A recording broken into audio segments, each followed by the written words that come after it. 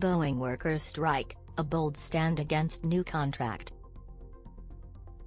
Boeing factory workers initiated a strike, halting production of the company's best-selling airplanes.